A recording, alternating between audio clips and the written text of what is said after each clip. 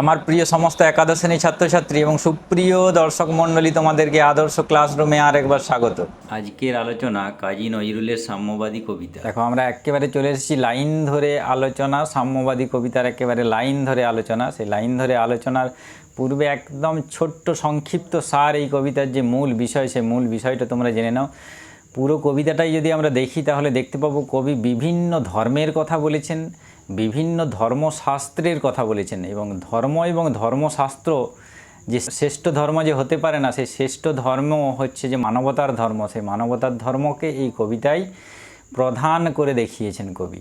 গাহি সাম্যের গান, যেখানে আসিয়া এক হয়ে গেছে সব বাধা ব্যবধান, যেখানে মিশেছে হিন্দু, বৌদ্ধ, মুসলিম, খ্রিস্টান, গাহি সাম্যের গান। অর্থাৎ সাম্যের গান যখন তিনি গাইতে এসেছেন, যেখানে সমস্ত ধর্মই সমান, সেখানে কোনো ধর্মকে প্রাধান্য দেওয়া হয়নি, সমস্ত ধর্মের ঊর্ধ্বে উঠে সমস্ত ধর্মকে এক জায়গায় সমন্বয় সাধন করেছেন।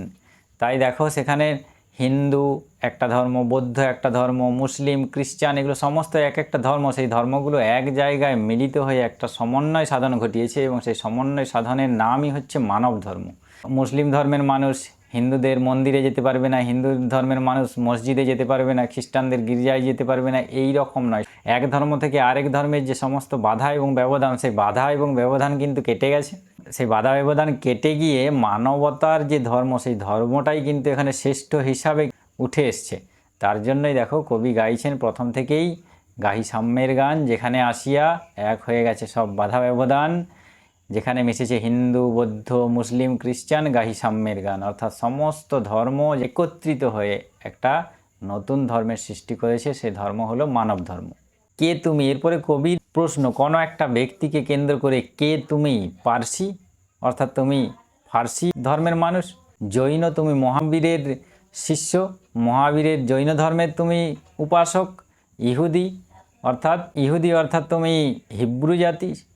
এই তিনটে জাতিকে যেমন এখানে তিনি তুলে ধরলেন, তেমনি তার পাশাপাশি তুলে ধরলেন এখানে দেখো সাঁওতাল, ভিল, গারো, অর্থাৎ ভারতবর্ষের আদিম জনজাতি বা আদিবাসী যে জনজাতি, সেই জনজাতিকে তুলে ধরলেন। অর্থাৎ তুমি হতে পারো কোনো একটা জাতি বা ধর্মের অন্তর্গত বা কোনো একটা আদিবাসী গোষ্ঠী থেকে উঠে আসা মানুষ।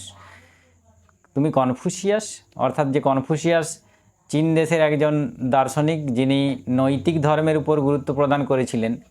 তিনি মনে করতেন যে কোনো নিয়ম বা নীতি দিয়ে কোনো একটা দেশের নৈতিকতাকে রক্ষা করা যায় না, যতক্ষণ না মানুষের মধ্যে নৈতিকতা বোধ তার মনের দিক থেকে উঠে আসে। সেই কনফুসিয়াস তুমি। চারবাক চেলা, অর্থাৎ সেই ভোগবাদী দর্শনের তুমি শিষ্য কোনো একজন। যে নাস্তিক দর্শন, সেই নাস্তিক দর্শনের কি তুমি শিষ্য? বলে যাও, বলো আরও, তুমি বলে যাও এবং বলে চলো, আরও বলো, আরও যা আছে পৃথিবীতে, বিভিন্ন যে ধর্ম, বিভিন্ন যে জাতি, বিভিন্ন যে জনগোষ্ঠী, সমস্ত থেকে বলো তুমি কে। বন্ধু যা খুশি হও, পেটে পিঠে কাঁধে মগজে যা খুশি কেতাব্য। যে ধর্মাবলম্বী তুমি, যেটাতে তুমি খুশি হও, সেই ধর্মের কথা তুমি বলো। উপরের যে ধর্মগুলো উল্লেখ করা হয়েছে তাছাড়াও যদি অন্য কোনো ধর্মের মানুষ হয়, তাহলে তুমি বলো সেই ধর্মের কথা।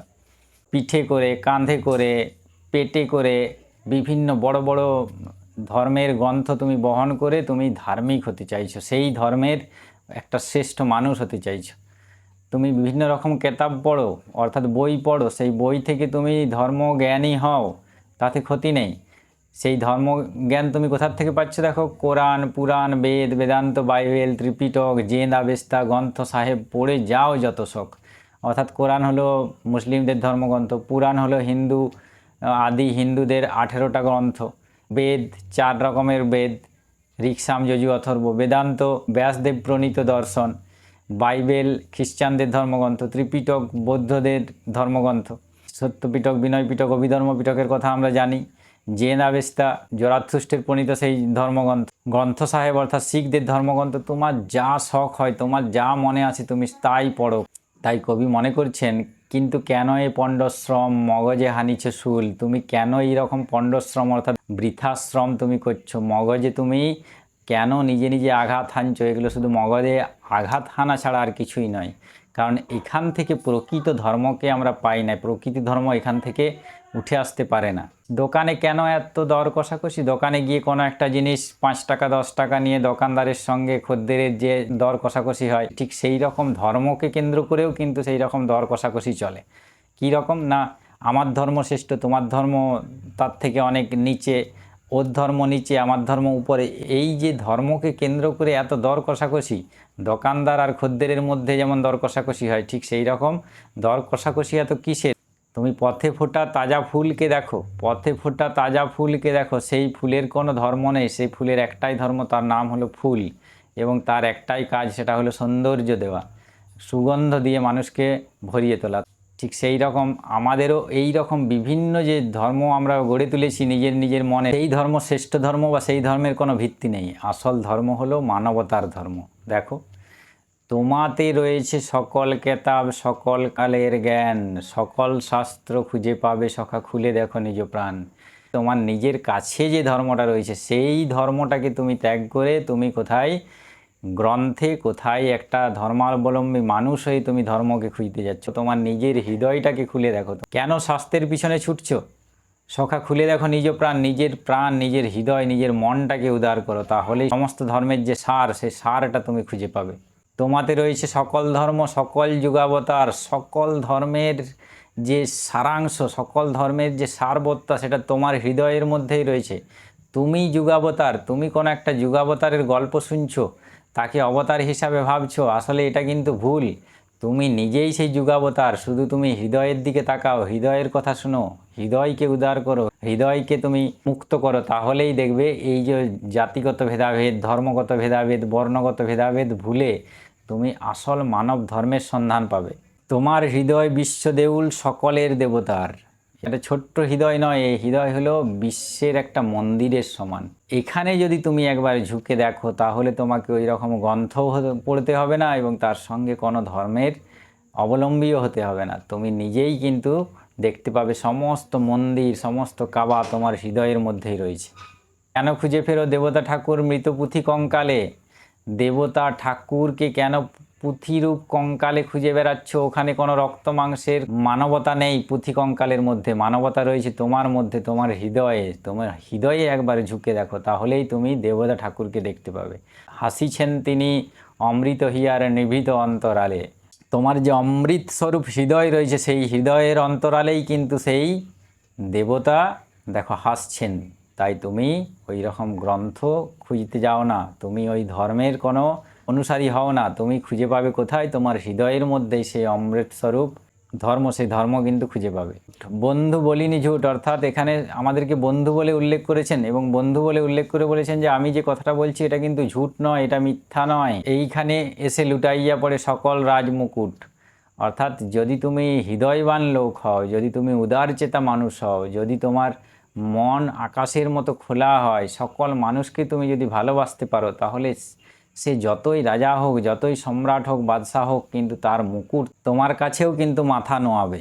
এ হৃদয় সে নীলাচল, কাশী, মথুরা, বৃন্দাবন, বুদ্ধ গয়া, এ জেরুজালেম, এ মদিনা, কাবা ভবন, মসজিদ, এই মন্দির, এই গির্জা, এই হৃদয়। অর্থাৎ ধর্মের জন্য আমরা তীর্থক্ষেত্রে যাই, সেই তীর্থক্ষেত্রগুলো বলছে তুমি বৃথায় যাও, সেখানে যাওয়ার কোনো প্রয়োজনই হয় না। তোমার হৃদয় যে সেরা তীর্থক্ষেত্র, সেই হৃদয়ে তুমি ঝুঁকে দেখো। তাই এখানে দেখো নীলাচল, কাশী, মথুরা, বৃন্দাবন, বুদ্ধগয়া, জেরুজালেম, মদিনা, কাবা ভবন, সমস্ত ধর্মের তীর্থস্থান এখানে যেমন তিনি তুলে ধরলেন। সমস্ত ধর্মের তীর্থস্থানের সর্বসেরা যে তীর্থস্থান, সেটা হলো মানবের যে হৃদয়, সেই হৃদয়কে তিনি এখানে সর্বশ্রেষ্ঠ তীর্থস্থান বললেন। এইখানে বসে ঈশা মুসা পেল সত্যের পরিচয়। ঈশা এবং মুসা যে নবী, সেই নবী কিন্তু সত্যের যে আসল পরিচয় সে খুঁজে পেয়েছে কোথায়? এই হৃদয়ে খুঁজে, হৃদয়ে খোঁজ করে, অন্য আর কোথাও নয়। এই রণভূমে বাঁশির কিশোর গাহিলেন মহাগীতা। রণভূমে বলতে এখানে সেই হৃদয়কেই বুঝিয়েছেন। সেই হৃদয়ে বাঁশির কিশোর অর্থাৎ কৃষ্ণ রচনা করে দিয়েছেন কি? মহাগীতা, ভাগবত গীতাকে রচনা করেছেন এই হৃদয়ের থেকেই। এই মাঠে হলো মেষের রাখাল, নবীরা খোদার মিতা। এই মাঠে, অর্থাৎ এই মাঠ বলতেও এখানে হৃদয়কে বোঝানো হয়েছে। সেই হৃদয়েই কিন্তু নবীরা কি হয়েছে? ভগবানের সঙ্গে তার যোগসূত্র স্থাপন করতে পেরেছে, এই হৃদয়ের দিকে তারা ঝুঁকেছে বলে। এই হৃদয়ের ধ্যান গুহা মাঝে বসিয়া সাক্ষ্যমণি, তেজিল রাজ্য মহামানবের মহাবেদনার ডাক শুনি। যে শাক্যমুনি মানবের মহাবেদনা যে শুনেছিল, সে শোনার পরে সে রাজ্য ত্যাগ করেছিল সেই বেদনা থেকে মানুষকে উদ্ধার করার জন্য। হৃদয়ের ধ্যান গুহার মাঝে শাক্যমুনি বসে মানুষের যে মহাবেদনা সেই বেদনাও কিন্তু দূর করতে চেয়েছে। অর্থাৎ এখানে সর্বশ্রেষ্ঠ যদি কোনো ধর্মস্থান হয় বা তীর্থক্ষেত্র হয় সেটা হলো মনুষ্য হৃদয়, অর্থাৎ আমাদের হৃদয়। এই কন্দরে আরব দুলাল শুনিতেন আহ্বান, এইখানে বসে গাহিলেন তিনি কোরআনের সামগান। এই কন্দরে অর্থাৎ এই গুহাতে, অর্থাৎ এই হৃদয়রূপ গুহাতে বসেই আরব দুলাল অর্থাৎ হজরত মোহাম্মদ শুনিতেন আহ্বান, ভগবানের যে আহ্বান বা ভগবানের যে অমূল্য বাণী, সেই বাণী কিন্তু শুনতে পেতেন। এবং তার মাধ্যমে তিনি কি করতেন, তিনি রচনা করেছিলেন কোরআন, এবং কোরআনের সমতার গান তিনি রচনা করেছিলেন মানুষের মধ্যে। অর্থাৎ আমরা দেখতে পাচ্ছি, দেখো, হৃদয় ভালো হয়, মন যদি ভালো হয়, মন যদি আকাশের মতো খোলা হয়, উদার মনা হয়, জাতি ধর্ম বর্ণ নির্বিশেষে মন যদি একটা মানুষকে মানুষ হিসাবে বিচার করতে পারে, ধর্মের নিরিখে না দেখে শুধু তাকে মানুষ হিসাবে দেখে, মানবতার ধর্ম দিয়ে, তাহলেই সেই হৃদয় হয়ে উঠবে কি একটা তীর্থস্থান। সেখানে হজরত বলো, শাক্যমুনি বলো, আর বাসির কিশোর শ্রীকৃষ্ণ বলো, সবাই কিন্তু এই পথ অবলম্বন করেই তারা অবতার রূপে গণ্য হয়েছেন। তাই মিথ্যা শুনিনি ভাই, এই হৃদয়ের চেয়ে বড় কোনো মন্দির কাবা নাই। তাই যেমন কবি একবার বলেছেন মিথ্যা বলিনি কিছু, ঠিক সেই রকম মিথ্যা শুনিনি ভাই, যেটা শুনে এসেছি সেটাও কিন্তু মিথ্যা নয়। কারণ এই মহাপুরুষদের কাছ থেকেই কবি শুনেছেন যে হৃদয়ের থেকে কোনো বড় মন্দির বা কাবা বা ধর্মস্থান বা তীর্থস্থান তীর্থক্ষেত্র হতেই পারে না। এই ছিল তোমাদের সাম্যবাদী কবিতা।